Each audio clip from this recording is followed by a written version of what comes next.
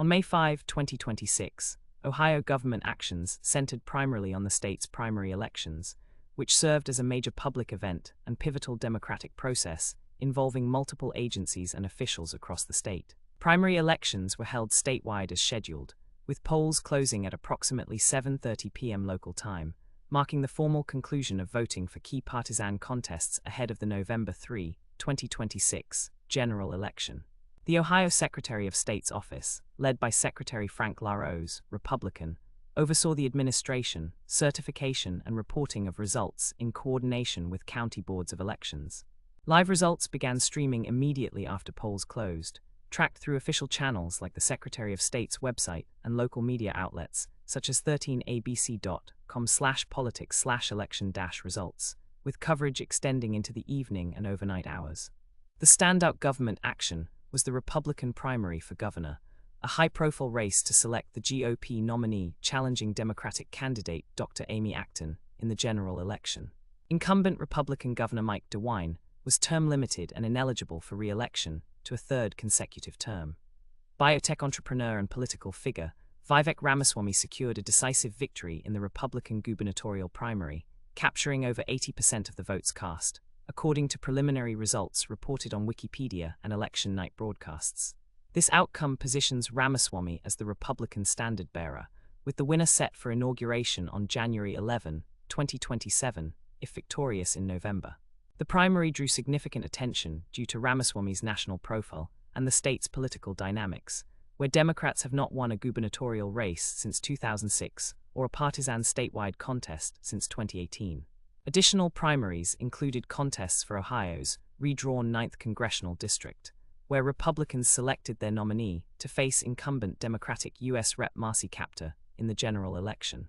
Local races encompassed county-level positions, including endorsements from 65 Ohio county sheriffs supporting certain Republican candidates, as well as municipal offices like Ashland Mayor Matt Miller's involvement in local GOP efforts.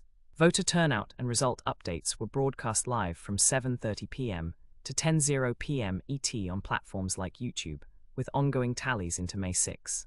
No major legislative activities, such as bill passages or sessions of the Ohio General Assembly, were recorded specifically for May 5, 2026, as the legislature was not in session that day amid the election focus. Recent context from late 2025 actions informed ongoing discussions. The General Assembly had approved nearly $3 in property tax relief for Ohioans, a top priority for constituents and lawmakers, but offset lost revenue by eliminating the planned 2026 expanded sales tax holiday. This policy shift, enacted at the end of 2025, continued to generate public commentary during election coverage, with analysts noting its impact on voter concerns about property taxes and levies set to expire. Enforcement actions were minimal and routine on this date, with no reported significant interventions by agencies like the Ohio Attorney General's Office, State Highway Patrol, or Department of Public Safety tied directly to May 5. Election enforcement fell under the Secretary of State's purview, including standard monitoring for voter fraud or irregularities, though no major incidents were highlighted in available reports. Public events were dominated by the primaries themselves, with polling locations managed by 88 county boards of elections and post-election gatherings for candidates and supporters.